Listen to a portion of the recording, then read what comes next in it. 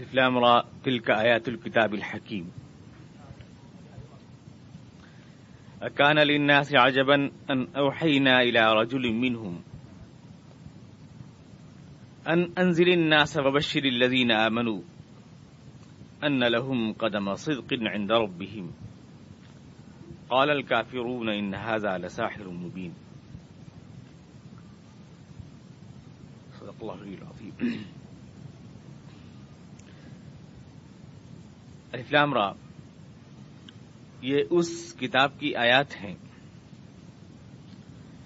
جو انتہائی پکی ہے. گزشتہ ہفتے میں نے سورہ یونس شروع ہوتے وقت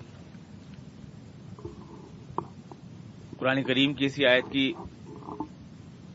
تھوڑی سی تشریح آپ کے سامنے آئی تھی، اور اس کے آخر میں نے عرض کیا تھا آپ سے کہ قرآن کریم کا یہ دعویٰ کہ وہ ایک پکی کتاب ہے، یا یہ کہ اس نے جگہ جگہ جو دعوے کیے ہیں قرآن کریم نے، الف لام را کتاب احکمت آیاتہ ثم فصلت، یہ وہ کتاب ہے جس کی آیات پکی اور پختہ کر دی گئی ہیں، جس میں کسی قسم کے شک کا اور ریب کا کوئی امکان نہیں ہے. اس چیلنج کو قرآن کریم نے جگہ جگہ دہرایا ہے، اور مختلف الفاظ میں اور مختلف تعبیرات کے ساتھ.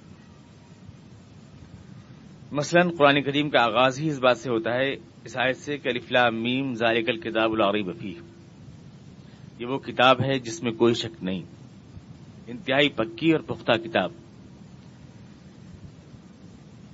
آگے چل کر دوسرے رکوع میں کہا گیا ہے وَإِن كُنتُمْ فِي رَيْبٍ مِّمَّا نَزَّلْنَا عَلَىٰ عَبْدِنَا فَأْتُوا بِسُورَةٍ مِّن مِّثْلِهِ، اگر تمہیں اس کتاب کی آیات کے بارے میں کوئی شک ہے تو تم جو ہم نے اپنے بندے پر نازل کی ہے تو تم اس جیسی کتاب بنا کر کے لے آؤ. درس کے آخر میں میں نے آپ سے عرض کیا تھا کہ ہمیں سوچنا چاہیے کہ قرآن کریم کے اس چیلنج کا مفہوم کیا ہے. عام طور سے لوگ یہ سمجھتے ہیں کہ مفہوم یہ ہے اس کا کہ قرآن کریم جیسے ادبی کتاب ہے اور جو اس میں ادبی رعنائی ہے اور آیات کے اندر جو الفاظ کا حسن ہے اور ادب کا حسن ہے اس کی کوئی مثال نہیں لائی جا سکتی. اور اسی بات کو بزور اور بار بار دہرایا بھی جاتا ہے. قرآن کریم کے اس چیلنج کو، چونکہ مدارس عربیہ کے طلباء بھی ہیں اس لیے میں کہہ سکتا ہوں کہ اس کو کہا جاتا ہے عام طور سے کہ مطلب یہ ہے کہ اپنی اعجاز بیانی کے اعتبار سے، اپنی طلاقت لسانی کے اعتبار سے، اپنے ادب کے اعتبار سے قرآن کریم اتنا فصیح اور بلیغ کلام ہے کہ انسان اس کا جواب نہیں لا سکتا. لیکن کیا یہ قرآن کریم کا چیلنج ہو سکتا ہے؟ اس کو آپ کامن سینس سے سوچیں. یہ کوئی چیز نہیں ہے، یہ کوئی بات نہیں ہے. اول تو یہ کوئی بات نہیں، کوئی کسی کی نقل نہیں اتار سکتا اور کوئی کسی کا اسٹائل نہیں چرا سکتا. ایک اللہ کی کتاب کی بات نہیں ہے. انسان جو کتابیں لکھتے ہیں ان کی بھی نقل اتارنا ممکن نہیں ہے، ان کا جواب لانا ممکن نہیں ہے. کسی کے انداز تحریر، کسی کے انداز تقریر کا کوئی جواب نہیں لا سکتا. تو قرآن کریم اتنی کمزور بات کیسے کہہ سکتا ہے کہ تم اس کا جواب نہیں لا سکتے؟ ہم کہہ سکتے ہیں فیضی کی تفسیر بے نقط کا جواب آج تک کوئی نہیں لا سکا، گلستان بوستان کا جواب کوئی نہیں لا سکا، ماس کی داس کیپٹل کا جواب آج تک کوئی نہیں لا سکا. تو یہ کیسا خدائی کتابیں ہو گئی؟ دنیا میں کوئی کسی کا اسٹائل نہیں لے سکتا، کوئی کسی کا کوئی جواب نہیں دے سکتا. اور اگر چلیے ایسا ہو بھی جائے تو اس کی کیا گارنٹی ہے کہ اس کو جواب مان لیا جائے گا؟ ایک آدمی ہے جو قرآن کو نہیں مانتا، وہ قرآن کریم کا جواب لاتا ہے، کہتا ہے ہو گیا جواب. آپ تو کہیں گے نہیں ہوا. فیصلہ کون کرے گا؟ جج کون بنے گا کہ ہوا کہ نہیں ہوا؟ اس کا جج کون بنے گا؟ آپ کہہ دیں گے کہ جواب نہیں ہوا، وہ کہے گا جواب ہو گیا، میں نے قرآن کریم کے چیلنج کا جواب دے دیا. تو قرآن کریم ایسا بوگس دعویٰ کرے گا کیا کہ جس کو ثابت بھی نہیں کیا جا سکتا؟ کون جج بنے گا؟ اس کی ذمہ داری کون نبھائے گا؟ انسان جس کلام کو لکھ نہیں سکتا اس کا جج کون بنے گا؟ اور جج کون کر سکتا ہے؟ جو فصیح و بلیغ کلام انسان کے بولنے کی بس میں نہیں، اس کو طے کر کے کون بتائے گا کہ ہاں اس کا جواب ہوا کہ نہیں ہوا؟ تو محض ادبی رعنائی اور فصاحت و بلاغت کا دعویٰ یہ قرآن کریم کا دعویٰ نہیں ہے، اور نہ یہ ہو سکتا ہے، اور نہ اس کی معنویت کا کوئی مفہوم ہو سکتا ہے۔ پھر کیا ہے قرآن کریم کا حقیقی دعویٰ؟ کیا ہے قرآن کریم کہنا کیا چاہتا ہے؟ پہلے اس کے چیلنج کو پوری طرح ہم سمجھ لیں، اور اس کے بعد ہم یہ دیکھیں کہ کیا واقعی خدا کی کتاب اور خدا کی آیات پکی ہیں؟ کیا واقعی وہ کتاب حکیم ہے؟ کیا واقعی اس کی آیات حکمت جو اللہ نے دعویٰ کیا ہے کتاب الحکمت آیاتہ یہ الکتاب الحکیم ہے، تلک آیات الکتاب الحکیم، کیا واقعی اپنے اس دعوے میں سچ ہے قرآن کریم؟ اور کیا یہ کہ اس کے اندر کوئی شک نہیں ہے، اس دعوے میں قرآن اپنے حق ہے؟ اس کو ہمیں غور کرنا چاہیے۔ اب اگر اس تجزیہ و تحلیل کے بعد یہ ثابت ہو کہ قرآن کریم اپنے دعوے میں حق ہے تو ہر انسان کو اسے مان لینا چاہیے، چاہے وہ کوئی بھی ہے، اور اگر یہ ثابت ہو کہ قرآن کریم کے اس دعوے میں وہ حق نہیں ہے تو اس کا انکار کر دینا چاہیے۔ یہ سیدھا سا ایک ایسی کسوٹی ہے جو خود قرآن کریم ہی نے ہم کو دی ہے۔ پہلے قرآن کریم کو دعویٰ کیا ہے، اس کو ہم پہلے تجزیہ کر لیں، انالیسس کر لیں۔ صرف اس آیت کی روشنی میں، یا الف لام میم ذالک الکتاب لا ریب فیہ، صرف اس آیت کی روشنی میں قرآن کریم کے دعویٰ کو پوری طرح نہیں سمجھا جا سکتا۔ دیگر آیات میں قرآن کریم نے اس دعوے کو جس طرح سے پیش کیا ہے، پہلے ہم ان ساری آیات کو دیکھیں، سامنے رکھیں، اور پھر دیکھیں کہ قرآن کریم کہنا کیا چاہتا ہے۔ جیسے میں نے آپ سے عرض کیا کہ بات صرف اتنی نہیں ہے کہ تم اتنا فصیح و بلیغ کلام نہیں لا سکتے اور ایسی اچھی عبارت نہیں لکھ سکتے، اس لیے کہ ایسی اچھی عبارت لکھ سکنا، کسی کے بھی اسٹائل کی نقل اتار سکنا، یہ کسی کے لیے ممکن ہے ہی نہیں، اور اس کا فیصلہ کرنا انسان کے بس میں ہے ہی نہیں۔ اور جس کو آپ جج بنائیں، ایسے وہ کامن پوائنٹ آف آرگومنٹ آئے گا کہاں سے جس کو آپ بھی مان لو اور میں ہی مان لوں، کہہ دے کہ ہاں بھائی یہ جواب ہو گیا اور یہ نہیں ہو گیا۔ بات ہونی چاہیے جو ٹو دی پوائنٹ ہو، اور جو خدا کی بات ہے وہ تو بالکل معقول ہونی چاہیے۔ تو پہلے ہم قرآن کریم کا دعویٰ سمجھیں کہ قرآن کریم نے مختلف آیات میں اس دعویٰ کو کس طرح سے دہرایا ہے۔ یہ قرآن کریم کی مختلف آیات ہیں جس میں اللہ تعالیٰ نے اس دعویٰ کو دہرایا۔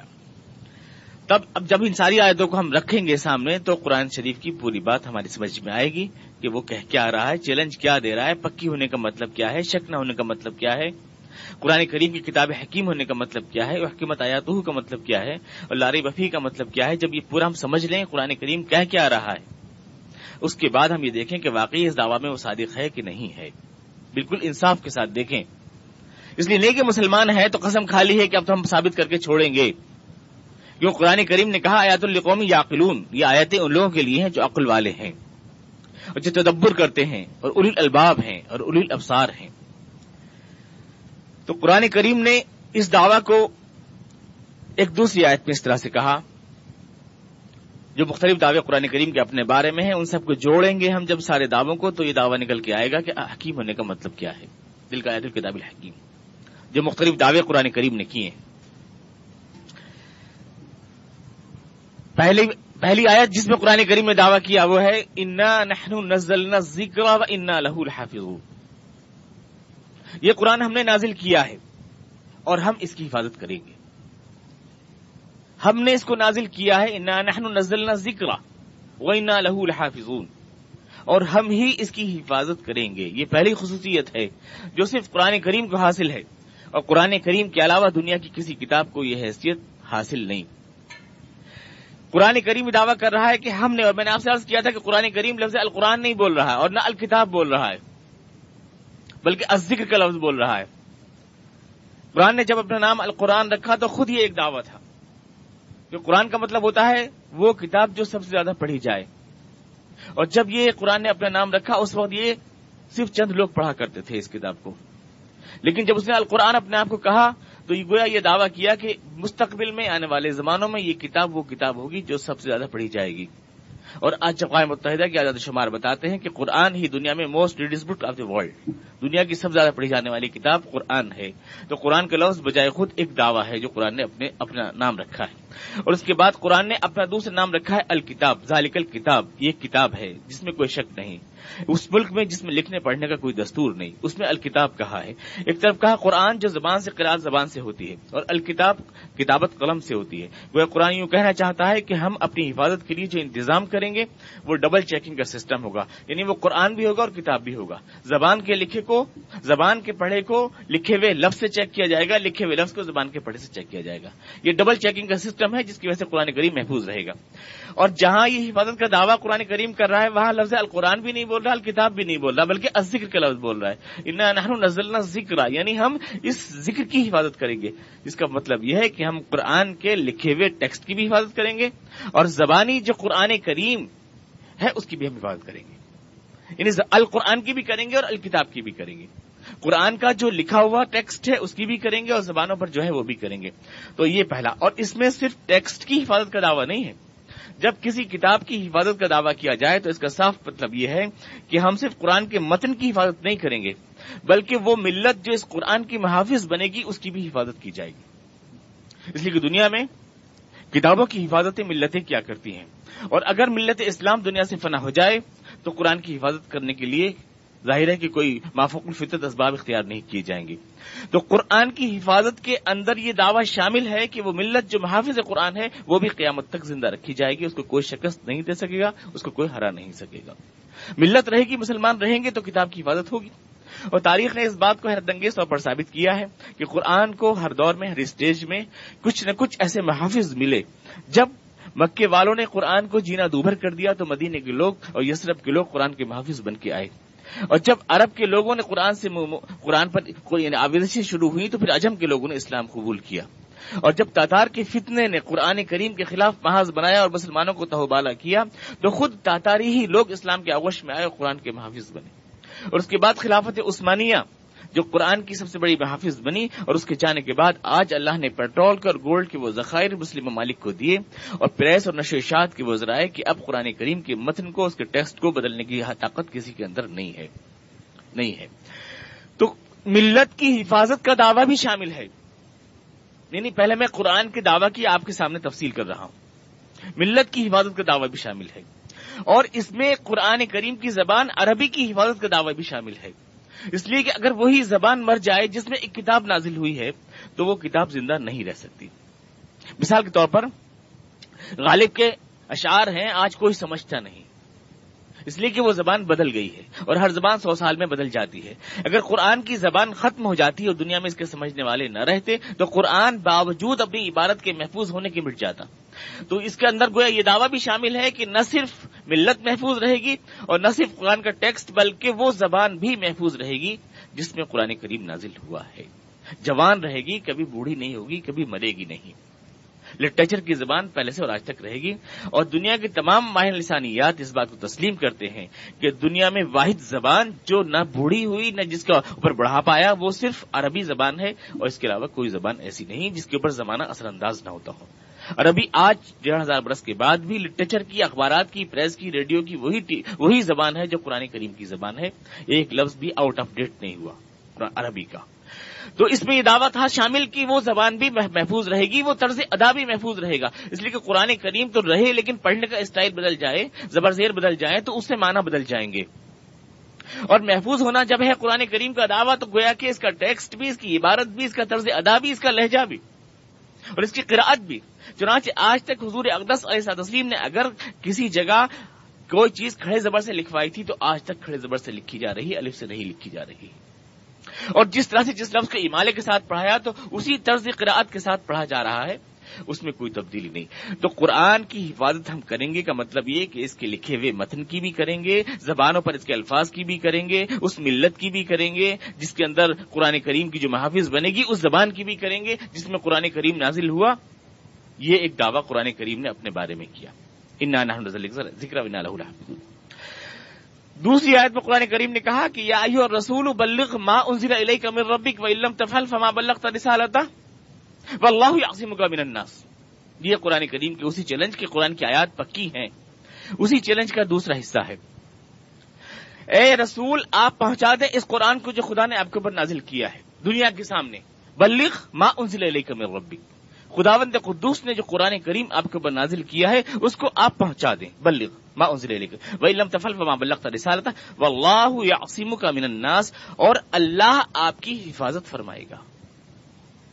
حضور اقدس کی ذات سے قرآن کریم کے تعلق سے وعدہ کیا جا رہا ہے کہ اللہ آپ کی حفاظت فرمائے گا. جب تک آپ زندہ رہیں گے تو اللہ آپ کے مشن کی, آپ کی دعوت کی حفاظت کرے گا, آپ کی ذات کی حفاظت کرے گا, آپ کو دشمنوں کے تیر و تلوار سے بچائے گا, اور جب آپ دنیا سے پردہ فرما جائیں گے تو آپ کا مشن، آپ کا دین، آپ کا پیغام، آپ کی سیرت، آپ کے اقوال، آپ کے افعال، آپ کیسے رہتے تھے، کیسے بولتے تھے، کیسے مسکراتے تھے، کیسے چلتے تھے، کیسے پھرتے تھے، کیا آپ نے کہا، کیا آپ نے کیا، ایک ایک لفظ کو اللہ محفوظ رکھے گا، اس لیے کہ جب قرآن کو محفوظ رکھا جانا ہے تو اس کے شارح کی زندگی کو بھی محفوظ رکھا جانا ہے۔ تو اس میں اللہ نے یہ وعدہ کیا تھا کہ اے رسول، آپ کی ذات کو ہم بالکل محفوظ رکھیں گے، بالکل کوئی چیز فنا ہونے نہیں پائے گی۔ حضور کی ذات، تاریخ میں کسی بھی شخص کے ساتھ تاریخ نے وہ سلوک نہیں کیا جو حضور اقدس کے ساتھ کیا ہے۔ زبان سے حضور کی جو لفظ نکلا ہے صحابہ کرام نے لکھ لیا ہے، جو بھی عمل آپ سے صادر ہوا ہے تاریخ پر موجود ہے، تاکہ گھر میں، آنگن میں، باہر، مسجد میں، بازار میں جو کچھ آپ نے کیا ہے، ایک ایک قدم، ایک ایک آپ کا قول، ایک ایک فعل، ایک ایک حرکت آپ کی تاریخ کے سینے پر محفوظ ہے۔ تاریخ نے آپ کو سینے سے لگا لیا ہے۔ دنیا میں ایسا کوئی بھی شخص آپ کے سوا نہیں ہے، یہ ہم نہیں، مسلمان نہیں، سارے دنیا کے ہسٹورینس مانتے ہیں۔ شری رام کے بارے میں ہم کچھ نہیں جانتے، حالانکہ وہ ایک بڑے مذہب کے، بہت بڑے مذہب کے وہ ہیں، وہ بھگوان، لیکن ان کے بارے میں ہم کچھ نہیں جانتے۔ ایک شوہر تھے جو اپنی بیوی سے بہت پیار کرتے تھے، بیوی کو جنگل میں بھیج دیا تھا، اس کے علاوہ ہم کچھ ان کے بارے میں نہیں جانتے۔ کچھ دن راج پاٹ کیا، 14 برس دھکے وکے کھائے، اس کے بعد پھر یہ کل زندگی ہے جو ان کے بارے میں ہم جانتے ہیں، اس کے علاوہ ہم کچھ نہیں جانتے۔ عیسیٰ علیہ السلام کے بارے میں گئے، پہاڑی پہ واز کیا، بنی اسرائیل کو ڈانٹا پھٹکارا، کچھ نہیں جانتے۔ موسیٰ علیہ السلام جو ہے بنی اسرائیل کو پار کرا کر لے گئے فلسطین سے، اور وہاں جا کر کے کچھ دن ایک واز کیا صحرا سنائی میں، اور ختم۔ اس کے علاوہ ہم ان کے بارے میں کچھ نہیں جانتے۔ ٹوٹل یہودی ہم کو نہیں بتا سکتے ان کی زندگی کے بارے میں، موسیٰ علیہ السلام کی زندگی کے بارے میں، اور کرسچن ہم کو نہیں بتا سکتے عیسیٰ علیہ السلام کی زندگی کے بارے میں ایک پہاڑی واز کے علاوہ، اور ہندوز ہم کو نہیں بتا سکتے رام اور کرشن کے بارے میں چند واقعات کے علاوہ، جس کے اوپر وہ رام لیلا دکھا دیتے ہیں، اس کے علاوہ وہ کچھ ہم کو بتا نہیں سکتے۔ اور ہم حضور اقدس علیہ الصلوۃ والتسلیم کی زبان سے نکلے ہوئے ایک ایک لفظ کو، جو آپ کے زمانہ بعثت سے اور آپ کے آخری زمانے تک نکلا، ایک ایک لفظ آپ کا پڑھ کے سنا سکتے ہیں۔ زندگی کا ایک ایک عمل، ایک ایک قدم، ایک ایک قول آپ کا ہم آپ کو بتا سکتے ہیں۔ زندگی کے کسی مسئلے میں ایسی چیز نہیں کہ اس کی رہنمائی ہم آپ سے نہیں دے سکتے۔ آخر ایسا کیوں ہے؟ حضور اقدس جب پیدا ہوئے تو وہ تاریخ کا دور نہیں تھا، وہ بیفور ہسٹری ایج تھا۔ اس ٹائم تاریخ مدون نہیں کی جا رہی تھی، پریس کا لٹریچر کا زمانہ نہیں تھا۔ وہ آپ تاریخ کی فل لائٹ میں پیدا نہیں ہوئے تھے۔ آج تو بہت سے لوگ تاریخ کی فل لائٹ میں پیدا ہو رہے ہیں، مارکس ہے، لینن ہے، اینجلز ہے، مارکس ہے، خروشچوف ہیں، گورباچوف ہیں، کیسے بڑے بڑے لوگ ہیں۔ ٹی وی کا کوریج ان کو حاصل ہے، لٹریچر ان کے اوپر لکھے جا رہے ہیں، سوانح حیات ان کی مرتب ہو رہی ہے۔ کیا ان کی زندگی کا ایک ایک قول محفوظ ہے؟ کوئی کہہ سکتا ہے کہ ان کا ایک ایک عمل محفوظ ہے؟ وہ لوگ جو تاریخ کی فل لائٹ میں پیدا ہوئے، ان کے بارے میں کوئی کچھ نہیں جانتا۔ اور حضور اقدس علیہ الصلوۃ والتسلیم جو تاریخ کے ایک ڈارک ایج میں پیدا ہوئے، ان کی زندگی کا ایک ایک قول، ایک ایک فعل، ایک عمل ہم جانتے ہیں۔ یہ کیوں آخر آپ کے ساتھ ایسا کیوں کیا تاریخ نے؟ صرف ایک تنہا آپ کیوں ہیں؟ مسلمانوں کو چھوڑ جائیے، کسی بھی کرسچن ہسٹورین سے پوچھیے، کسی ہندو ہسٹورین سے پوچھیے، کسی بھی یہودی ہسٹورین سے پوچھیے، کیا حضور کے علاوہ بھی کوئی ہے ایسا جس کو تاریخ نے محفوظ رکھا ہو؟ اگر ساری دنیا کا جواب یہ ہو کہ ہاں، رسول خدا اور رسول اسلام کے علاوہ دنیا میں ایسی کوئی شخصیت نہیں، تو اب سوال یہ ہے کہ آخر تاریخ نے آپ کی حفاظت کیوں کی ہے؟ کیوں کی ہے؟ واللہ یعصمک من الناس، یہ وعدہ خدا نے کیا تھا کہ اللہ آپ کی حفاظت فرمائے گا۔ واللہ یعصمک من الناس۔ پھر قرآن کریم نے اس کتاب کے بارے میں تیسرا دعویٰ کیا کہ ھذا بلاغ للناس، یہ تمام دنیا کے انسانوں تک پہنچنے والا پیغام ہے۔ ھذا بلاغ وہ پیغام جو پہنچے۔ ھذا بلاغ للناس، یہ تمام دنیا کے انسانوں تک پہنچنے والا پیغام ہے۔ اور آیت جب نازل ہو رہی ہے تو صرف 35 آدمی ہیں جس پر ایمان لائے ہیں۔ آپ خیال فرمائیں، اور دعویٰ یہ ہے کہ تمام دنیا کے انسانوں تک پہنچے گا۔ ھذا بلاغ للناس، ہدایت کے لیے تمام دنیا کی نازل ہوا ہے۔ اس دعویٰ میں یہ بات شامل تھی کہ قرآن کریم دنیا کے گوشے گوشے تک پہنچے گا، اور دنیا کا کوئی کان ایسا نہیں رہے گا جو اس کی دعوت سے ناشنا ہو، جو اس کے نام سے ناشنا ہو۔ اس کرۂ ارض پر جس میں حضور اقدس علیہ السلام صرف مکہ کی چھوٹی سی زمین پر کھڑے ہیں اپنے چند دوستوں کے ساتھ، قرآن کریم دعویٰ کر رہا ہے کہ ھذا بلاغ للناس، ساری دنیا کے کونے کونے تک یہ جائے گا، پہنچے گا، ہر کان تک اس کی آواز جائے گی۔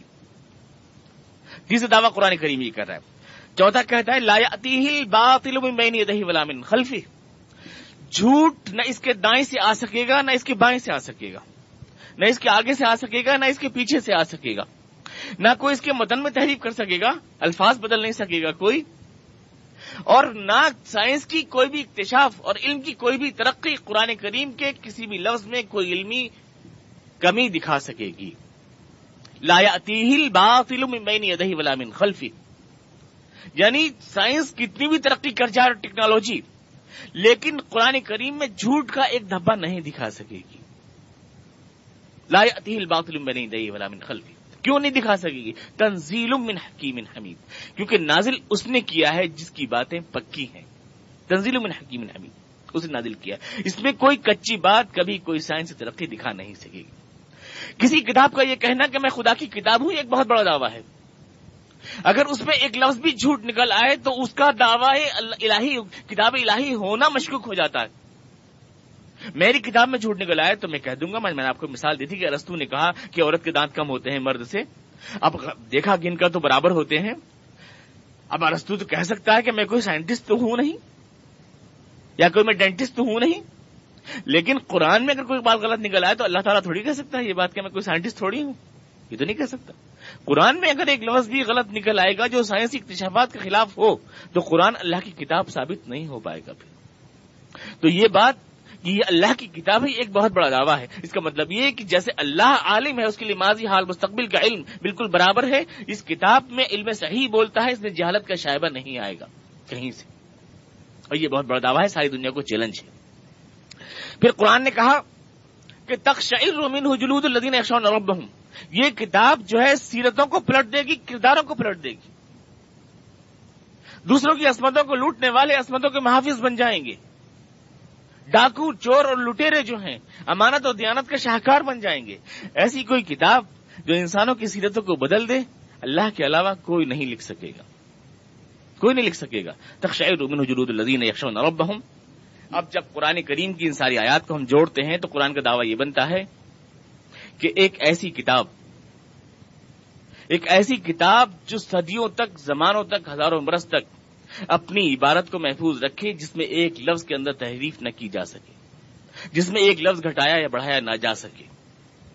ایک ایسی کتاب جس پر لانے والے کی زندگی بھی محفوظ رہے، اس کے اقوال، افعال، اعمال تاریخ کی گرد میں دھندلے نہ ہوں. ایک ایسی کتاب کہ جس کی تعلیمات انسانوں کی شخصیت کو پلٹ دیں اور ان کو ڈاکو سے انسانوں کی عصمتوں کا محافظ بنا دیں، اللہ سے ڈرنے والا اور راتوں کو رونے والا بنا دیں. ایک ایسی کتاب کہ سائنس کی کوئی ترقی اس کی کسی بات کو جھوٹ ثابت نہ کر سکے. ایک ایسی کتاب جو اس کتاب زبان تک کو صدیوں تک زندہ رکھے جس میں وہ نازل ہوئی، اور جو چیز اس کتاب سے چھو جائے وہ حیات جاویداں پا جائے، کبھی نہ مرے. چاہے وہ رسول ہو، چاہے وہ زبان ہو، چاہے وہ ملک ہو، چاہے وہ ملت. اور جو ملت اس کتاب کو لے کے اٹھے وہ بھی کبھی فنا نہ ہو. ایسی کتاب جو اپنی ملت کو بھی زندہ رکھے، اپنی زبان کو بھی زندہ رکھے، اپنے رسول کو بھی زندہ رکھے، قوموں کے کردار کو بدل دے، سائنسی ترقیوں کے سامنے شرمندہ نہ ہو. آنے والے زمانوں میں ہزاروں برسوں میں کوئی سائنسی ترقی اس کو شرمندہ نہ کر سکے، اور دنیا کے کونے کونے تک اس کا پیغام پہنچے، ہر کان تک.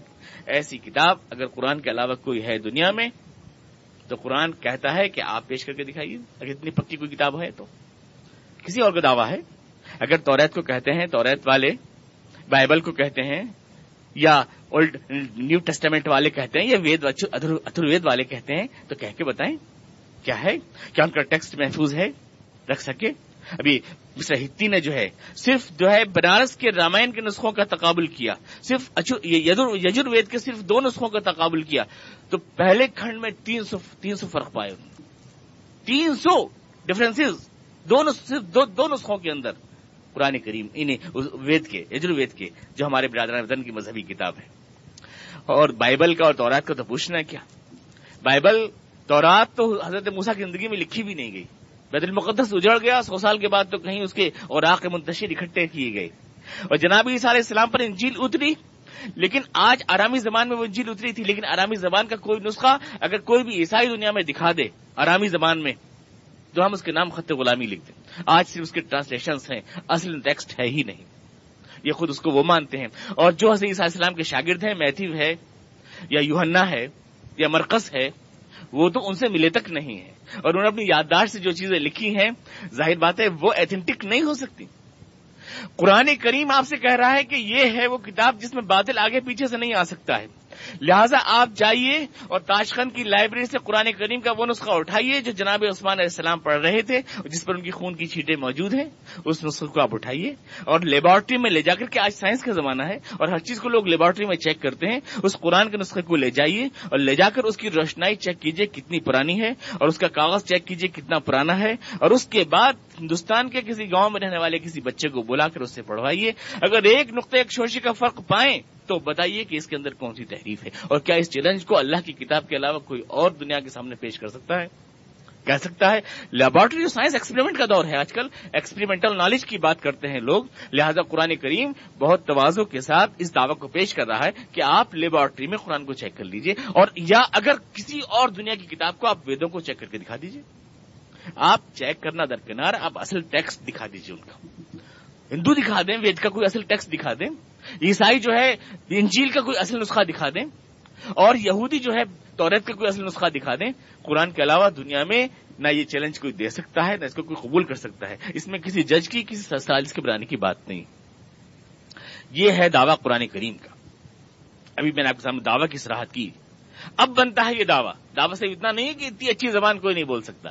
میں نے آپ سے عرض کیا اس کا تو مشکل ہو جائے گا ثابت ہونا، لیکن یہ ساری باتیں یہ بالکل آسانی سے چیک ہو جائیں گی. آئیے ہم دیکھتے ہیں قرآن کریم میں کس طرح سے چیک ہوتی ہیں کہ نہیں. قرآن کریم نے دعویٰ کیا ہے کہ لا یأتیہ الباطل، اس کی کوئی بات سائنسی ترقیات جھوٹ ثابت نہیں کر سکیں گی. لا یأتیہ الباطل من بین یدیہ ولا من خلفہ. نہ آج نہ کل نہ آنے والے زمانوں میں کبھی قرآن کے کسی لفظ میں کوئی جھوٹ ثابت نہیں کیا جا سکے گا، کیونکہ یہ کتاب حکیم ہے، ایک پکی کتاب ہے. اس میں کوئی کچی بات نہیں، کوئی جھوٹ ثابت نہیں کیا جا سکے. جدید سائنس نے جو نظریات پیش کیے ہیں اور جن کو انہوں نے ثابت کیا ہے فائنل آخری طور پر، قرآن کریم نے بھی ان کے بارے میں کچھ بیان دیے ہیں، کچھ اسٹیٹمنٹس قرآن کریم میں بھی ہیں. قرآن کریم سائنس کی کتاب نہیں ہے، اس کو آپ سمجھ لیں. قرآن کریم انسانوں کی ہدایت کی کتاب ہے، سائنس کی کتاب نہیں ہے. لیکن سائنس اور قرآن میں اس لیے کوئی ٹکراؤ ہو نہیں سکتا ہے کہ کائنات میں جتنی اشیاء پائی جاتی ہیں وہ سب اللہ کا فعل ہے. اللہ نے تو بنائی ہیں ساری اشیاء، اور قرآن میں جو کچھ ہے وہ اللہ کا لفظ ہے، اور اللہ کا لفظ اللہ کے فعل سے ٹکرا نہیں سکتا. اللہ کا قول اللہ کے فعل سے ٹکرا نہیں سکتا. جو خدا نے کتاب میں کہا وہ خدا کا قول ہے، اور جو خدا نے کائنات میں بنایا وہ خدا کا فعل ہے، اور خدا کے قول و فعل آپس میں ٹکراتے نہیں. اس لیے سائنس کا قرآن سے کوئی ٹکراؤ ہو ہی نہیں سکتا. اور اگر ٹکراؤ ہو رہا ہے تو یا تو آدمی نے قرآن کو نہیں سمجھا ہے یا سائنس کو نہیں سمجھا ہے. اس کا مطلب یہ ہوتا ہے. ٹکراؤ اگر ہو رہا ہے تو اس کا مطلب یہ ہے. تو قرآن کریم اب اس دعویٰ کو پیش کر رہا ہے، اور ہم اس کو چیک کر کے دیکھتے ہیں آج کے سائنسی نظریات کے اوپر کیا یہ دعویٰ ثابت ہوتا ہے. ہم چلتے ہیں کہ کائنات دنیا کیسے بنی، یہ پوری دنیا زمین آسمان کیسے بنی، آفریدشی کائنات، اسٹارٹنگ جو ہے اس کا یونیورس کا کس طرح سے ہوا. بگ بینگ نظریہ آپ جانتے ہیں جو آپ سائنس کے طالب علم یا جغرافی. بگ بینگ نظریہ آج ایک مانا ہوا نظریہ ہے، یعنی پہلے زمین و آسمان سب پہلے ایک مادے میں ملے ہوئے تھے. اس کے بعد ایک بہت بڑا بلاسٹ دھماکہ ہوا، اور دھماکہ ہونے کے ساتھ یہ چاند سورج بنتے چلے گئے. اب ان کی جو ہے فاصلے بڑھتے چلے جا رہے ہیں، اور فاصلوں کے بڑھنے کی بنا پر یہ اپنے مداروں میں آربٹ میں گھومنے لگے. یہ ہے آج جس کو بگ بینگ نظریہ کہتے ہیں. قرآن کریم کیا کہتا ہے اس کے بارے میں؟ یہ آج ایک فائنل نظریہ ہے. قرآن کریم کے بھی اسٹیٹمنٹس ہیں ان ساری چیزوں کے بارے میں، فلکیات کے بارے میں، حیاتیات کے بارے میں، غذائیات کے بارے میں قرآن کریم کے اسٹیٹمنٹس ہیں. اَلَمْ يَرَوْنَ السَّمَاوَاتِ وَالْأَرْضَ كَانَتَا رَتْقًا فَفَتَقْنَاهُمَا. یہ زمین و آسمان پہلے آپس میں گندھے ہوئے تھے. ان السماوات والارض كانتا رتقا، آپس میں گندھے ہوئے تھے. ففتقناهما، پھر ہم نے ان کو الگ الگ کر دیا، پھاڑ کر پھر ہم نے ان کو الگ الگ کر دیا. بگ بینگ نظریے پر سائنس ناز کرتی ہے. قرآن کریم کی اقتراب الناس کے سپارے میں 17ویں پارے میں 30 رکوع کی پہلی آیت. اولم يرون ان السماوات والارض كانتا رتقا ففتقناهما، زمین اور آسمان باہم گندھے ہوئے تھے. كانتا رتقا ففتقناهما، پھر ہم نے ان کو الگ الگ بنایا. گیسز کا نظریہ ہے. آج سائنس کہتی ہے کہ کائنات یا آسمان جو نظر آتے ہیں یہ گیسز ہے، جو گیس بکھری ہوئی ہے، گیسز سے تخلیق پائے، تشکیل پائے. قرآن کریم کہہ رہا ہے ثم استوى الى السماء وهي دخان مبین. اللہ تعالیٰ آسمانوں کی تخلیق کی طرف متوجہ ہوا اور وہ ایک دھواں، وهي دخان مبین، ایک دھواں، کھلا ہوا دھواں، ایک صاف صریح دھوئیں کی شکل میں تھا. وهي دخان مبین، گیسز کا نظریہ جس پہ سائنس آج ناز کرتی ہے قرآن کریم کے الفاظ میں 24ویں پارے فون ازلم کے اندر موجود ہے. آج تھیوری آف ڈرفٹنگ کانٹیننٹس، زمین کے جتنے بر اعظم ہیں، سائنس کہتی ہے، جب سے الفریڈ نے 1915 کے اندر دریافت کیا، جس کو کہا جاتا ہے تھیوری آف ڈرفٹنگ کانٹیننٹس. زمین پہلے بچھی ہوئی تھی جیسے مستری مسالے کو بچھاتا ہے، ایسے سمندر کے اوپر بچھی ہوئی تھی، اور اس کے بعد یہ پھٹ گئی، اور پھٹنے کے بعد 5 بر اعظم اس میں بن گئے، اور سمندر کا پانی ان کے بیچ میں گھس آیا. اور اس لیے آج اگر آپ چاہیں تو یہ بر اعظم جو ہیں، ان کو اگر آپ پانی ختم کر دیں بیچ میں سے اور ان کو جوڑیں تو یہ اس طرح جڑ جائیں گے جیسے ٹوٹی ہوئی تشتری جڑ جاتی ہے. بالکل اس طرح سے آپس میں جیسے جکسا پزل جڑ جاتا ہے، ایسے ہی جڑ جائیں گے. یہ نظریہ کہ زمین پہلے پھیلی ہوئی تھی اور اس کے بعد یہ جو ہے پھٹ گئی اور پانی اس میں گھس آیا. تھیوری آف ڈرفٹنگ کانٹیننٹس جو بالکل ایک دم ماڈرن نظریہ ہے زمین کی تخلیق کے بارے میں، قرآن کریم اس کے لیے بالکل ایگزیکٹ لفظ بولتا ہے والارض بعد ذلک دحاها.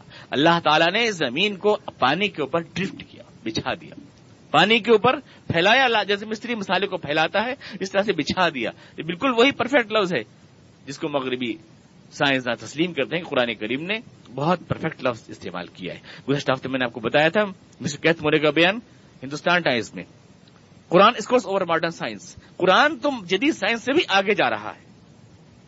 مسٹر کیتھ مورے جو جینیٹک سائنس کے مشہور ماہر ہیں، ہندوستان ٹائمز میں 22 دسمبر 1984 میں ان کا اسٹیٹمنٹ تھا قرآن اسکورس اوور ماڈرن سائنس. قرآن تو جدید سائنس سے بھی آگے جا رہا ہے. جو ہم انکشافات کر رہے ہیں قرآن کے الفاظ میں ان کے واضح اشارے موجود ہیں.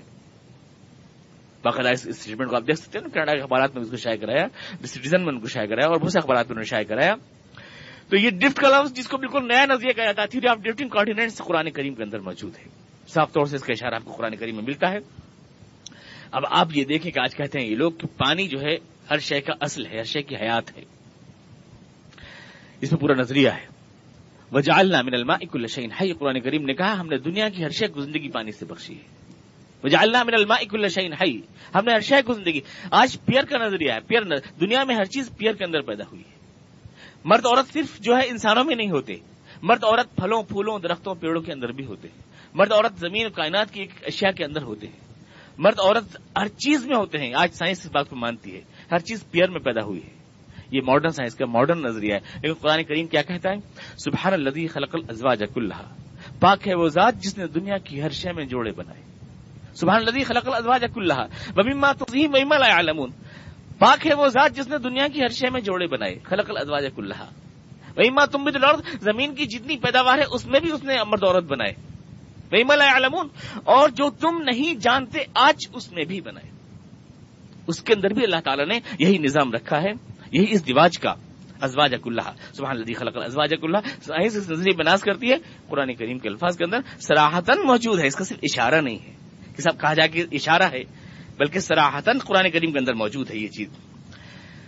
اب آپ دیکھیں ایک اور سائنسی حقیقت قرآن کریم کے آیت هو الذی جعل الشمس ضیاء والقمر نورا. اللہ تعالیٰ نے سورج کو ضیاء بخشی اور چاند کو نور بخشا.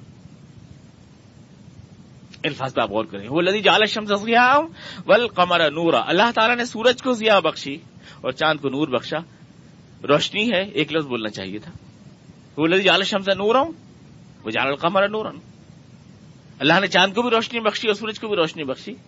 لیکن اللہ تعالیٰ سورج کے لیے لفظ ضیاء کو استعمال کر رہا ہے، چاند کے لیے لفظ نور کو استعمال کر رہا ہے. عربی لغت جاننے والے جانتے ہیں نور اس روشنی کو کہتے ہیں جو ریفلیکٹ ہو کے آتی ہے. جیسے آئینے سے آپ پھینکیں کوئی روشنی دیوار کے اوپر جو اسپاٹ بنتا ہے اس کو نور کہا جاتا ہے. اور ضیاء وہ روشنی ہوتی ہے جو اندر چراغ کے اندر سے پھوٹتی ہے. یہ آج کی سائنس ہم کو بتاتی ہے سورج کی روشنی اپنے اندر سے پھوٹتی ہے اور چاند پر سے وہ ریفلیکٹ ہو کے آتی ہے. خداوند قدوس نے جو لفظ استعمال فرمایا ہے وہ سورج کے لیے لفظ ضیاء ہے. ضیاء کہتے ہیں اصل روشنی کو اور نور کہتے ہیں اس روشنی کو جو منعکس ہوتی ہے. اللہ تعالیٰ جس نے اس کائنات کو بنایا ہے وہ جانتا ہے کہ چاند کی روشنی اس کی اپنی نہیں بلکہ یہ سورج کا ریفلیکٹ ہو کے آتی ہے. اس لیے اللہ تعالیٰ نے الفاظ الگ الگ استعمال فرمائے. وہ الذی جعل الشمس ضیاء والقمر نورا. اللہ نے سورج کو بخشی ہے ضیاء اور چاند کو اس نے بخشا ہے نور. یہ لفظ صراحتاً ہے جو بتا رہا ہے کہ اللہ تعالیٰ. اور بلکہ میں آپ کو ایک عجیب و غریب فرانس کے سائنسداں ہیں بہت بڑے پروفیسر مورس بکائلے مسلمان ہوئے ہیں. قرآن کریم کی ایک آیت کو پڑھ کر مسلمان ہوئے ہیں.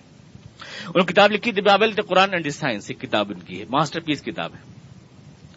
قرآن کریم کی آیت کائنات مسلمان ہوئے. مسلمان ہونے کے بعد اسلام کی زبردست خدمت انجام دی مورس بکائل قرآن کریم کی کس آیت کو پڑھ کے استعمال ہوئے؟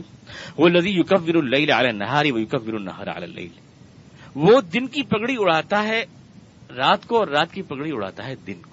تکویر کہتے ہیں صافہ باندھنے کو، پگڑی جو باندھی جاتی ہے پنچایت میں، وہ دن کی پگڑی اڑاتا ہے رات کو اور رات کی پگڑی اڑاتا ہے دن کو۔ مورس بکائل کہتے ہیں جب پہلا اسپوٹنک بھیجا گیا چاند کے اوپر تو ان کی جو خلابازوں نے وہاں سے زمین کی تصویریں بھیجی ہیں اور جو انہوں نے مشاہدہ زمین سے کیا ہے مائکروسکوپی یا دوربینوں کے ذریعے سے، تو صاف طور سے زمین خلا میں ایک گھومتے ہوئے سر کی طرح سے لگ رہی تھی، جیسے ایک کوئی سر ہوتا ہے خلا میں، اس طرح سے گھومتی ہوئی لگ رہی تھی۔ اور جو سورج چاند چھاؤں کا اور دھوپ کا جو تسلسل ہے وہ بالکل اس طرح لگ رہا تھا جیسے ایک رات کا البیٹ جا رہا ہے اور سورج کا البیٹ آ رہا ہے، جیسے کوئی زمین کو پگڑی پہنا رہا ہے، جیسے کوئی زمین کے اوپر صافہ منڈ رہا ہے۔ ادھر سے رات جاتی ہے، پیچھے پیچھے دن آتا ہے، دن نکلتا ہے تو پیچھے پیچھے رات آتی ہے۔ مسلسل یہ عمل گھومتی ہوئی زمین کی چاروں طرف جاری تھا اور زمین کی چاروں طرف یہ البیٹ گھومتے ہوئے لگ رہے تھے۔ یہ صرف پگڑی اڑانا ہی اس کے لیے بہترین لفظ ہو سکتا تھا اور اس لفظ کو وہی بول سکتا تھا جو زمین کو گھومتے ہوئے دیکھ رہا ہے، اس کے علاوہ کوئی نہیں بول سکتا۔ وَالَّذِي يُكَوِّرُ اللَّيْلَ عَلَى النَّهَارِ وَيُكَوِّرُ النَّهَارَ عَلَى اللَّيْلِ، وہ دن کی پگڑی اڑا رہا ہے رات کو اور رات کی پگڑی اڑا رہا ہے دن کو۔ اس کے بعد اس آیت سے انہوں نے مہمیز لے کر کے قرآن کریم کی آیت کائنات کے اوپر ریسرچ کی اور اللہ تعالیٰ نے ان کو اسلام کی توفیق عطا فرمائی۔ وہ دائرہ اسلام میں آئے اور انہوں نے وہ کتاب لکھی جس نے سائنس کی دنیا میں تہلکہ مچایا، the Bible, the Quran and the science. قرآن کریم کی دیگر جو آیات کائنات، ہم کہتے ہیں کہ کوئی سائنسی اکتشاف قرآن کو شرمندہ نہیں کر سکتا۔ دنیا میں اگر کسی کا بھی دعویٰ ہے اور کوئی بھی آدمی کہتا ہے تو ہم اس کے سامنے بڑی عاجزی کے ساتھ کہتے ہیں کہ آپ لائیے کوئی ثبوت، کوئی لفظ قرآن میں، کوئی کمزور لفظ ہم بتائیں آپ کو، آپ قرآن کو شرمندہ نہیں کر سکتے۔ آج مثال کے طور پر پہاڑ ہیں، پہاڑوں کو ہم مانتے ہیں کہ زمین کا فولڈ ہے، یہ کیل کی طرح ٹکے ہوئے ہیں، قرآن نے بھی اس کے لیے وتد کا لفظ بولا ہے، والجبال اوتادا، لیکن زمین گردش کر رہی ہے، زمین خلا میں تیر رہی ہے، اس کے لیے اللہ نے لفظ یسبحون بولا ہے، تیرنے کا لفظ بولا ہے۔ اور عربی لغت کے اعتبار سے تیرنے سباح بولتے ہیں اس، ایک تو آپ ٹھیکری کو پھینکیں، ٹھیکری کو پھینکنے کو سباح نہیں کہہ سکتے کیونکہ ٹھیکری میں جو پاور ہے وہ آپ کی پاور ہے، ٹھیکری کی پاور نہیں ہے۔ سباح کہتے ہیں اس تیرنے کو جو اپنے آپ تیر رہا ہو، جو اپنی طاقت سے تیر رہا ہو، تیرنا اس کو کہا جاتا ہے۔ پھینکنے کو رمی کہا جاتا ہے۔ اگر طاقت آپ کی ہے تو رمی ہے اور طاقت اس کی اپنی ہے تو سباح ہے۔ اگر آپ دریا میں تیر رہے ہیں تو سباح ہے اور کسی نے آپ کو پھینک دیا ہے تو وہ رمی ہے۔ اللہ نے یہ سب یسبحون بولا، زمین تیر رہی ہے یعنی زمین اپنی حرکت کر رہی ہے، خود گھوم رہی ہے۔ یہ نہیں کہ آسمان گھوم رہا ہے تو اس کے ساتھ گھوم رہی ہے، بلکہ زمین اپنی حرکت کر رہی ہے۔ اور زمین کی حرکت کے اوپر کہ 18 میل فی سیکنڈ کے اعتبار سے خلا میں گردش کر رہی ہے، قرآن ایک واضح اشارہ دیتا ہے۔ وَتَرَى الْجِبَالَ تَحْسَبُهَا جَامِدَةً وَهِيَ تَمُرُّ مَرَّ السَّحَابِ، تم یہ سمجھتے ہو کہ یہ پہاڑ رکے ہوئے، وَتَرَى الْجِبَالَ تَحْسَبُهَا جَامِدَةً، تم یہ سمجھتے ہو کہ یہ پہاڑ رکے ہوئے ہیں، وَهِيَ تَمُرُّ مَرَّ السَّحَابِ، حالانکہ یہ تو ایسے اڑ رہے ہیں جیسے بادل اڑ رہے ہیں۔ وَهِيَ تَمُرُّ مَرَّ السَّحَابِ، یہ تو اس طرح اڑ رہے ہیں جیسے کہ بادل اڑ رہے ہیں۔ وَتَرَى الْجِبَالَ تَحْسَبُهَا جَامِدَةً وَهِيَ تَمُرُّ مَرَّ السَّحَابِ، قرآن کریم کے 20ویں پارے میں۔ یہ وہی کہہ سکتا ہے جو حقیقت کو جانتا ہے کہ چونکہ زمین خلا میں تیر رہی ہے اس لیے پہاڑ اس کے ساتھ اڑ رہے ہیں۔ وَهِيَ تَمُرُّ مَرَّ السَّحَابِ، یہ صریح طور سے اشارہ ہے اس بات کی طرف، حرکت زمین کی نظریے کی طرف کہ اپنے آربٹ کے اندر وہ گھوم رہی ہے۔ قرآن کریم نے ایک عجیب ایمان افروز رد بولا، رب المشارق والمغارب، قرآن کریم کہہ رہا ہے اللہ تعالیٰ کو کہ وہ بہت سے مشرقوں کا، لاتعداد مشرقوں کا، لاتعداد مغربوں کا رب ہے، مالک ہے۔ مشارق والمغارب، مشرق تو ایک ہوتا ہے، مغرب تو ایک ہوتا ہے۔ جہاں سے سورج نکلے اسے مشرق کہتے ہیں، جہاں سورج ڈوبے اسے مغرب کہتے ہیں۔ تو مشرق، رب المشرق والمغرب کہنا چاہیے، رب المشارق والمغارب کہنے کا کیا مطلب ہے؟ اس لیے کہ عرب کے لوگ تو نہیں جانتے تھے، لیکن آج ہم جانتے ہیں کہ سورج جس وقت ڈوبتا ہے اس وقت کہیں اور نکل رہا ہوتا ہے، اور ہر آن وہ کہیں نکل رہا ہوتا ہے اور کہیں ڈوب رہا ہوتا ہے۔ ہر آن اس کا ایک مشرق بن رہا ہوتا ہے، ہر آن اس کا ایک مغرب بن رہا ہوتا ہے۔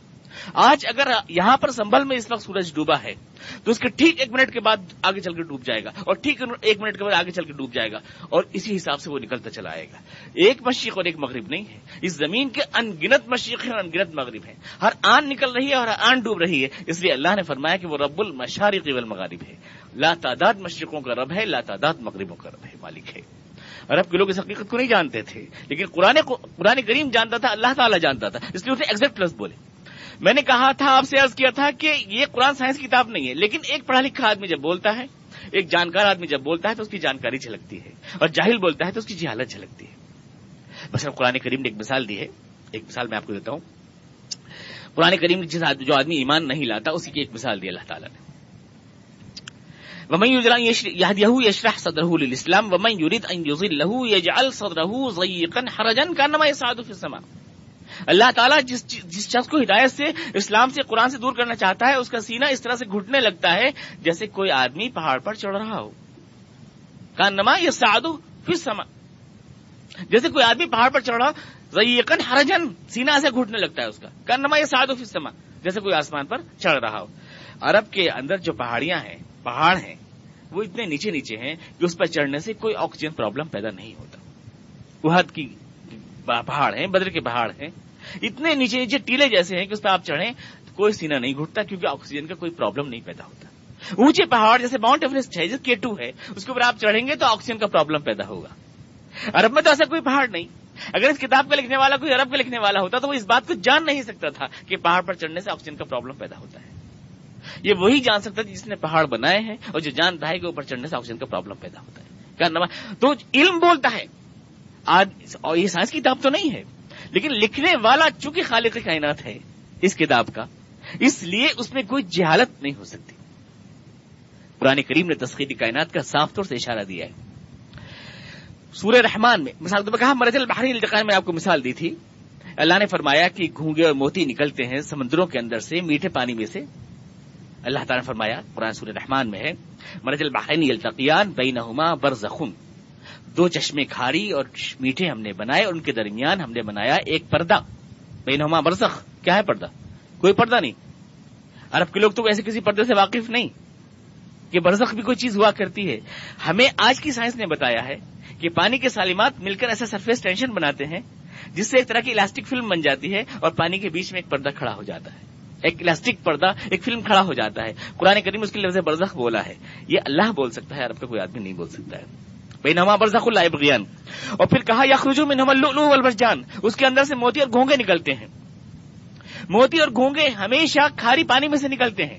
اور اسی پر شیران جی نے اعتراض بھی کر دیا کہ قرآن کریم کا اسٹیٹمنٹ غلط ہے، کیونکہ موتی اور گھونگے تو صرف کھاری میں سے نکلتے ہیں، اور قرآن کہہ رہا ہے یخرج منہما کہ میٹھے میں سے بھی نکلتے ہیں اور کھاری میں سے بھی نکلتے ہیں، حالانکہ میٹھے میں سے نہیں نکلتے ہیں. لہذا قرآن کا اسٹیٹمنٹ غلط ہے اور یہ خدا کی کتاب نہیں ہے. یہ انہوں نے کہا یخرج منہما، قرآن تو میٹھے اور کھاری دونوں میں سے نکال رہا ہے موتی اور گھونگے، حالانکہ صرف کھاری میں سے نکلتے ہیں اور میٹھے میں سے نہیں نکلتے. اللہ کو پتہ نہیں اس بات کی، اور منہما کہہ رہا ہے، منہو کہنا چاہیے تھا کہ میٹھے میں سے نکلتے ہیں. لیکن یہ تو 1935 کے اندر سائنسدانوں نے بتایا کہ صرف ان کھاری ہی چشموں میں سے موتی نکلتے ہیں جن کے نیچے میٹھے چشمے ہوتے ہیں. جب دونوں کا کمبینیشن ہوتا ہے تو ہی موتی نکلتے ہیں. اب آپ دیکھیں کہ اگر سائنس اس اکتشاف کو نہ کرتی تو قرآن کریم میں ڈاؤٹ ہو جاتا، شک ہو جاتا، قرآن کریم پکی کتاب نہ رہتی بلکہ کچی کتاب ہو جاتی. لیکن یہ چونکہ اللہ کی کتاب ہے اس لیے خود سائنس اس کی تصدیق کرے گی اور واقعات حقائق کی تصدیق کریں گے. آج یہ کمن پھینک رہے ہیں، آسمانوں کے اوپر راکٹ پھینک رہے ہیں، قرآن کریم نے اس کا اشارہ پہلے سے دیا ہے. یا معشر الجن والانس ان استطعتم ان تنفذوا من اقطار السماوات والارض فانفذوا لا تنفذون الا بسلطان. اگر تم اے انسانوں، اے گروہ انس و جن، اگر تم کر سکتے ہو، ان استطعتم، اگر تم کر سکتے ہو، ان تنفذوا من اقطار السماوات والارض، کہ تم زمین و آسمان کی گہرائیوں میں جاؤ، آسمان کی گہرائیوں اونچائیوں میں جاؤ، زمین کی گہرائیوں میں جاؤ، فنفذوا، ایسا کرو، کر سکو، گھسو، فنفذوا لا تنفذون الا بسلطان، تم کبھی نہیں گھس سکو گے جب تک خدا کی اجازت نہ ہو. یہ سورہ رحمان کی آیت ہے. گھسو، فنفذوا لا تنفذون الا بسلطان، نہیں گھس سکو گے جب تک خدا کی اجازت نہ ہو. اب یہاں پر عربی جاننے والے چونکہ موجود ہیں، ہمارے مولانا امجد صاحب بھی ہیں. عربی میں ان کے لیے دو لفظ آتے ہیں. ان اگر کا مفہوم بتانے کے لیے دو لفظ عربی میں آتے ہیں، ایک ان اور ایک لو. اس کو تھوڑا سا آپ توجہ سے سنیں. اگر کا مفہوم بتانے کے لیے دو لفظ آتے ہیں، ان اور لو. اگر کسی چیز کے ہونے کا امکان نہیں ہوتا ہے تو بولتے ہیں لو، اور ہونے کا امکان ہوتا ہے تو بولتے ہیں ان. اگر کے بعد اگر بولا جاتا ہے، اگر کے معنی میں لو اور ان دو لفظ عربی میں آتے ہیں. امکان ہے تو بولتے ہیں ان، نہیں ہے تو بولتے ہیں لو. مثلا لو کان فیہما آلہۃ الا اللہ لفسدتا، اگر زمین میں دو خدا ہوتے تو زمین فساد کا شکار ہو جاتی. یہاں بولا اللہ نے لو، کیونکہ دو خدا ہونے کا کوئی امکان نہیں ہے. یہاں بولا لو، یہاں ان نہیں بولا. لوکان فیہما، امکانہ نہیں کہا کیونکہ یہاں امکان نہیں ہے. لوکان فیہما آلہۃ الا اللہ لفسدتا، امکان نہیں تو لفظ لو بولا اگر کے لیے. اور اگر کہا ان تکرمنی اکرم، اگر تم میری عزت کرو گے تو میں تمہاری عزت کروں گا. یہاں چونکہ تمہاری طرف سے عزت کیے جانے کا امکان موجود ہے اس لیے لفظ ان بولا. تو ان کا لفظ بتا رہا ہے کہ امکان موجود ہے. تو خدا نے کہا کہ اگر تم کر سکتے ہو، یعنی اس کا امکان ہے کہ تم ایسا کر سکتے ہو. ان استطاعتم، قرآن کریم یہاں لفظ ان بول رہا ہے، ان استطاعتم، لو نہیں بول رہا ہے. یعنی اس کا امکان موجود ہے. اور نہ صرف امکان موجود ہے بلکہ قرآن اشارہ دے رہا ہے کہ ایسا ہوگا، کیونکہ آگے بول رہا ہے فبی ای آلاء ربکما تکذبان، کہ تم اللہ کی کون کون سی نعمت کو ٹکراؤ گے. زمین و آسمان کی پہنائیوں کو تم کھنگال ڈالو گے، یہی تو خدا کا احسان ہوگا اور اللہ کی اجازت سے ہوگا. اور اسی احسان کو تو خدا تعالیٰ بتا رہا ہے. تو یہ فبی ای آلاء ربکما تکذبان کا لفظ اشارہ دے رہا ہے کہ ایسا انسان کرے گا، یہ اللہ کا احسان ہوگا اس کے اوپر، یہ اجازت اس کو ملے گی اور یہ خدا کا کرم ہوگا. ان استطعتم ان تنفذوا من اقطار السماوات والارض فانفذوا لا تنفذون الا بسلطان.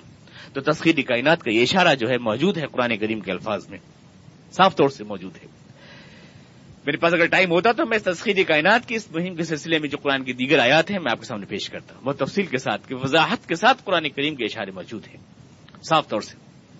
واللیل وما وسق والقمر اذا اتسق لتركبن طبقا عن طبق. بہت سی آیات میں آپ کے سامنے پیش کرتا، لیکن اس کو انشاءاللہ کسی اور وقت کے درس میں جب آیات کائنات آئیں گی تو میں آپ کے سامنے رکھوں گا. فی الحال جو میں نے چند آیات سلیکٹ کی تھی اس کو میں آپ کے سامنے تشریح کر رہا ہوں کہ کس طرح سے یہ سب بات بتاتی ہیں کہ اللہ تعالیٰ جو ہے کس طرح سے تمام، آج سائنس نے ایک نظریہ پیش کیا ہے کہ کائنات جو ہے، قرآن نے کہا کہ ہم نے بنایا ہے آسمان کو اپنے ہاتھ سے، وَإِنَّا لَمُوسِعُونَ، اور ہم ہی اس میں وسعت دے رہے ہیں.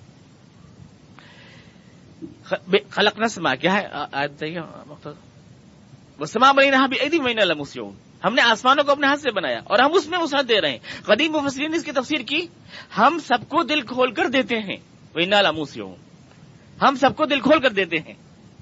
لیکن آپ دیکھیں تو یہ پوری آیت کائنات ہے، آگے بھی سب تذکرہ پوری کائنات کا چل رہا ہے. اب جب سائنس نے ہم کو یہ بتایا کہ یہ کائنات اس طرح پھول رہی ہے جیسے غبارہ پھول رہا ہے، اللہ کی صفت خالقیت ایک دفعہ پیدا کر کے رک نہیں گیا ہے، وہ بس کن کہا زمین آسمان بن گیا اور اب اللہ تعالیٰ خاموش بیٹھا ہے. اب کچھ پیدا نہیں ہوتا، نہ کوئی ستارہ، نہ کوئی سیارہ، نہ کوئی چاند، نہ کوئی سورج. بس ایک دفعہ اللہ میاں نے کن کہہ دیا تو چاند بن گئے تھے، ستارے بن گئے تھے، اور جب سے اللہ میاں کچھ نہیں کر رہے ہیں. ایسا نہیں ہے. کل یوم ہوا فی شأن، اللہ کی صفت خالقیت ہر آن ظہور میں ہے. ہر آن نئی نئی کائناتیں پیدا ہو رہی ہیں، ہر آن نئے نئے ستارے، نئے نئے سیارے اس کائنات میں پیدا ہو رہے ہیں، جس کو سائنس کہہ رہی ہے کہ یہ غبارے کی طرح پھیل رہی ہے، یہ پوری مسلسل پھیل رہی ہے غبارے کی طرح سے. آئنسٹائن نے اندازہ لگایا کہ اگر کوئی جہاز 1,86,000 میل فی سیکنڈ یعنی لائٹ کی رفتار سے چلے اور کائنات کے چاروں طرف چکر لگانے کی کوشش کرے تو وہ کبھی بھی ہمیشہ گھومتا رہے گا، چکر نہیں لگا سکے گا، اس لیے کہ اس سے زیادہ اسپیڈ سے تو یہ کائنات بڑھ رہی ہے، آگے کو بڑھ رہی ہے. اس کو آربٹ، اس کا چکر نہیں لگایا جا سکتا. تو اللہ نے فرمایا ہم نے بنایا ہے آسمانوں کو اپنے ہاتھ سے اور ہم اس میں وسعت دے رہے ہیں. وَإِنَّا لَمُوسِعُونَ، مکمل ہم اس کو بڑھا رہے ہیں، پھیلا رہے ہیں. یہ جس طرح سے اس نظریے پر فٹ ہوتی ہے آیت، اس پہ نہیں ہوتی کہ ہم اپنے ہاتھ سے دل کھول کے دے رہے ہیں. وہ اس وقت انسان چونکہ ان حقائق سے ناشنا تھا اس لیے جس طرح کی باتیں کہی گئیں، تفسیر لکھی گئیں، لیکن جدید حقائق کی روشنی میں تو ہم ان کو زیادہ بہتر طور سے سمجھ سکتے ہیں. قرآن کریم کا میں نے ایک اشارہ آپ کو دیا تھا کہ پیش گوئیوں سے بھی ہم اس کی صداقت کو پہچان سکتے ہیں، کیونکہ اللہ کا علم ماضی، حال اور مستقبل کے سلسلے میں بالکل یکساں ہے. اس کا علم میں کوئی گویا کہ کمزوری نہیں ہے. یہ ماضی اس کے لیے اور حال اور مستقبل بالکل برابر ہیں، جیسے ہاتھ کی ہتھیلی ہمارے لیے بالکل یکساں ہوتی ہے. لہذا قرآن کے کسی بیان میں اگر مستقبل کا کوئی حوالہ ہے تو وہ کبھی غلط نہیں ہو سکتا. اور اس کی ایک مثال آپ کو میں نے دے چکا ہوں، الف لام میم غلبت الروم فی ادنی الارض، آپ کو شاید یاد ہو، مسٹر گیبن کے حوالے سے، جو اپنے حوالے سے نہیں. اس لیے کہ جب کبھی ہم قرآن کی صداقت کی بات کریں ہمیں اپنی بات کہنی نہیں چاہیے. بات کرنے کا انداز یہ ہوتا ہے کہ ہم مخالف سے کہلوائیں بات کو، پوائنٹ آف آرگومنٹ کامن ہونا چاہیے، دوسرا مان رہا ہے تو ٹھیک ہے. تو جو کرسچن جو ہسٹورینس ہے وہ مان رہے ہیں اس بات کو کہ قرآن کریم کی وہ پیشگوئی جو روم کی فتح کے بارے میں تھی اس قدر ایگزیکٹ اور اتنی پرفیکٹ پوری ہوئی کہ انسان اس کی توجہ نہیں کر سکتا. مسٹر گبن لکھتے ہیں اس سے زیادہ ناممکن بات دنیا میں کوئی ہو نہیں سکتی جو قرآن نے کر دکھائی. یہ مسٹر گبن نے لکھا، دی فال آف دی رومن امپائر، میں نے آپ کو پورا حوالہ دیا تھا. اب دیکھیں قرآن کریم کی ایک آدھ پیشگوئی اور دیکھیں. قرآن کریم نے مثال کے طور پر کہا تھا اللہ کے رسول سے، وہ الذی ارسل رسولہ بالہدی ودین الحق لیظہرہ علی الدین کلہ ولو کرہ المشرکون، اللہ نے یہ دین اس لیے نازل کیا ہے تاکہ دنیا کے سارے دینوں پر غالب آ جائے، تاکہ چاہے دنیا کو کتنا ہی ناگوار لگے. ودین الحق لیظہرہ علی الدین کلہ، تمام دنیا پر یہ دین غلبہ پائے گا. یہ پیش گوئی تھی اللہ کی، قرآن کی، اور اس حالات میں تھی جبکہ حضور کا کوئی ساتھی نہیں تھا اور اس کا کوئی امکان نہیں تھا کہ حضور اقدس صلی اللہ علیہ وسلم کی دعوت تمام دنیا گوشے گوشے تک پہنچے گی. اس کے کوئی امکانات نہیں تھے. ایک یتیم جن سے زندگی کے سارے سہارے روٹ گئے تھے، جن کے اپنے بھی اپنے نہ تھے، باپ اور چچا اور تایا اور سارے سے محروم ہو چکے تھے، ان سے خداوند قدوس کہہ رہا تھا کہ تمام دنیا کے دینوں پر یہ دین غالب آئے گا. قرآن نے یہ الفاظ کہے اور اس کے بعد آج تک جب سے یہ آیت نازل ہوئی ہے اور آج تک آپ پوری ہسٹری کو کھنگال جائیے، ہر آنے والا دن اس لفظ کی صداقت کا ثبوت ہے. حضور کے زمانے میں عیسائی جتنے تھے، جتنا ان کا ایوریج تھا دنیا میں، آج اس سے کم ہے. اس وقت وہ 50% تھے، آج وہ صرف 25% ہیں دنیا میں. ہندوز جتنے تھے اس سے آج کم ہے. یہودیوں کی جو آبادی تھی اس سے تو آج آبادی بھی کم ہے، چند لاکھ کی آبادی ہے آج یہودیوں کی. ہر مذہب دنیا کا گھاٹے میں ہے حضور کے آنے کے بعد، اور اسلام کی مردم شماری 35 تھی، لیکن آج اسلام دنیا کے 56 ملکوں کے اوپر حکومت کر رہا ہے. 1400 برس میں آنے والا ہر دن اسلام کے لیے جیت کا دن بن کے آیا، اور عیسائیت اور یہودیت اور ہندوازم سب کے لیے ہار کا دن بن کے آیا. یہ سب گھاٹے میں ہے اور اسلام فائدے میں ہے.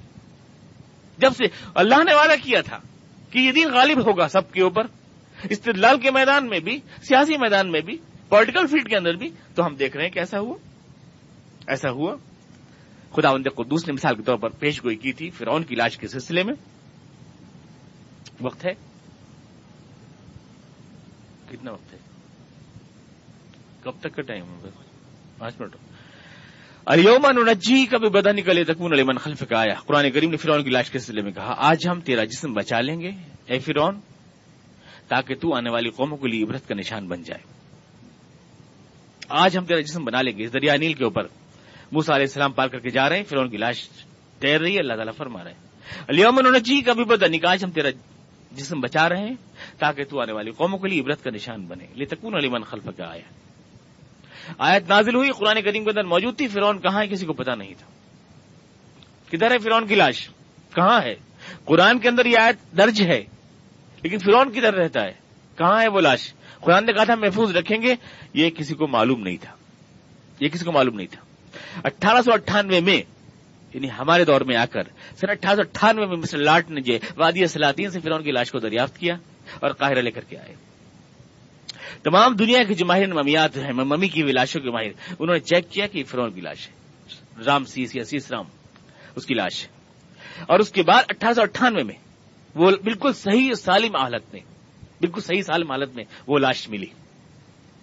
1898 میں قاہرے کے اندر اس کی نمائش کی گئی، اس کی ویڈیوگرافی. اور اس کے بعد سن 1898 کے بعد سن 1907 کے اندر مسٹر اسمتھ نے اس کو باقاعدہ چادر اٹھائی، اس کا کیمیاوی تجزیہ کیا، اور فرانس کے سائنسدان مسٹر مورس بوکائلے نے جون 1975 کے اندر اس کی ویڈیو فلم بنائی، اس کی ویڈیوگرافی کی.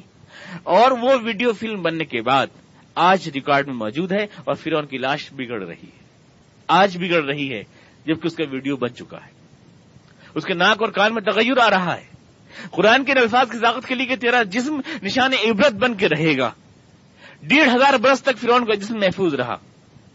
1898 میں مسٹر لاٹ نے دریافت کیا. یہ سب چیزیں ریکارڈ کے اوپر ہے. یہ کوئی ایمانیات کی اعتقادات کی باتیں نہیں ہیں، خالی مسلمان ہونے کے ناطے جھوٹ بول رہے ہیں ایسی بات نہیں ہے. یہ سب چیزیں ریکارڈ پر ہے، آرگومنٹل میں آپ سے بات کر رہا ہوں. یہ ہوا، اور اس کے بعد 1898 میں مسٹر لاٹ نے باقاعدہ اس کی نمائش قاہرہ میں ہوئی. اور اس کے بعد 1907 میں مسٹر اسمتھ نے جو ہے اس کا تجزیہ کیا، اس کی چادر وادر ہٹائی، اور جون 1975 میں مورس بوکائلے نے باقاعدہ اس کی پوری ایک رپورٹ تیار کی اور اس کو میوزیم میں رکھوایا گیا. آج بھی میوزیم میں ہے، لیکن اس کی ناک گل چکی ہے، اس کا کان گل چکا ہے. کیوں کہ اس کی ویڈیو بن چکی ہے اور اس کا جسم چھپ گیا ہے، محفوظ ہو گیا ہے، آنے والی نسلوں کے لیے نشان عبرت بن کے موجود ہے. اور قرآن کریم کے الفاظ پورے ہو گئے. جو لوگ چاہتے ہیں کہ ہر چیز کو لیبارٹری میں چیک کریں، وہ ہر بات کو دیکھنا چاہتے ہیں آج اس ایکسپیریمنٹل ایج میں کہ ہم تو لیبارٹری میں دکھائیے، تو لیجیے لیبارٹری میں دیکھیے. قرآن کریم کے الفاظ کو اس سائنس کے دور میں آپ چیک کرنا چاہتے ہیں تو دیکھیے. الف لام را تلک آیات الکتاب الحکیم، یہ اس کتاب کی آیتیں ہیں جو ایک پکی کتاب ہے، کسی بھی اعتبار سے، نہ متن کے اعتبار سے نہ ٹیکسٹ کے اعتبار سے. نہ اپنے اندر معنی کے اعتبار سے، اور مزید ایک اس کے جو میوزک، یعنی اس کی جو میوزک ہے قرآن کریم کی، اور اس کی جو نمبرالوجی ہے، اس کے اعتبار سے کس طرح سے قرآن کریم جو ہے اللہ کی کتاب ثابت ہوتا ہے، اس کو میں اگلے درس میں آپ کو بتاؤں گا انشاءاللہ۔ کوئی سوال اگر آپ کرنا چاہیں تو 1-2 منٹ کے اندر آپ۔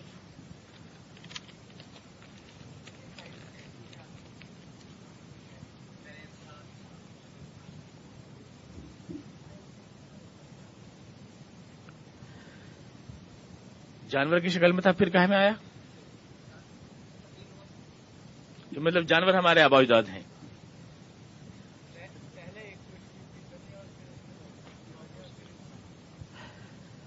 دیکھیے قرآن جہاں تک اس کا بھی ہے، اس کا بھی اشارہ قرآن کریم میں ہے۔ واللہ انبتکم من الارض وانبتناکم، ہم نے تم کو زمین سے اگایا، یعنی نبات کا لفظ بولا گیا انسان کے لیے۔ اب اس کی پوری توجیہ کیا ہے؟ ہمارا یعنی قرآن کریم نے اس کی کوئی صراحت نہیں کی ہے، اس لیے قرآن کریم کے کسی بیان سے ٹکرانے کا کوئی سوال نہیں پیدا ہوتا۔